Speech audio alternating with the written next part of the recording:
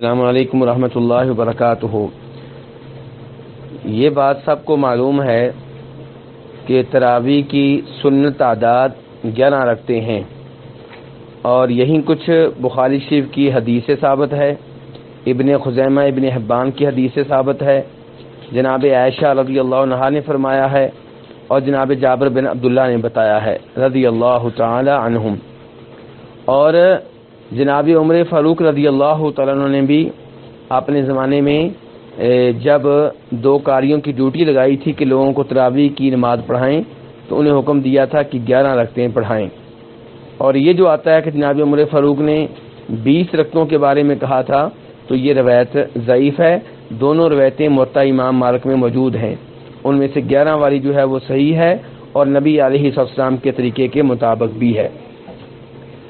لیکن بہت سے احباب یہ سوال کرتے ہیں کہ اگر مسنون تعداد 11 ہے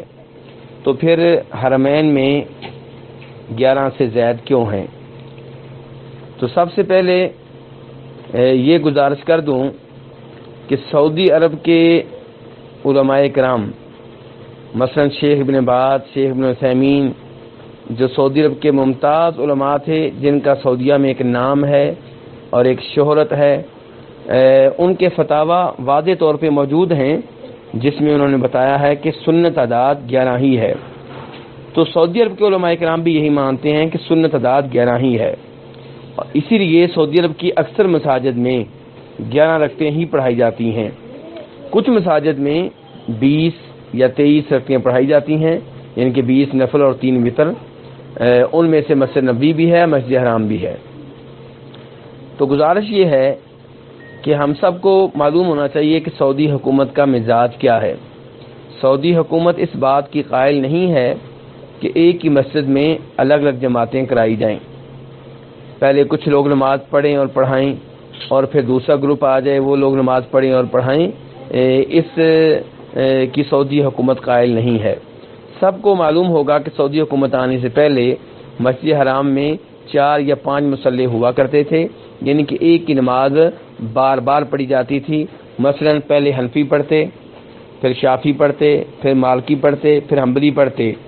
اور چاروں مسلکوں کے لوگ مسجد حرام میں موجود ہوتے اذان کے بعد، باوضو ہوتے، لیکن ہر کوئی اپنے امام کے پیچھے نماز پڑھتا اور دوسرے امام کے پیچھے نماز پڑھنے کے لیے تیار نہ ہوتا کہ ان کا مسلک اور ہے، ہمارا مسلک اور ہے۔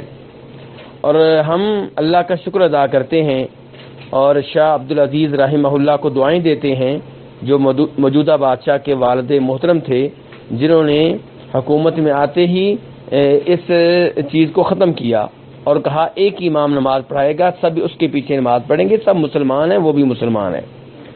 اور اللہ کا شکر ادا کرتے ہیں کہ ٹی وی کا زمانہ آنے سے پہلے،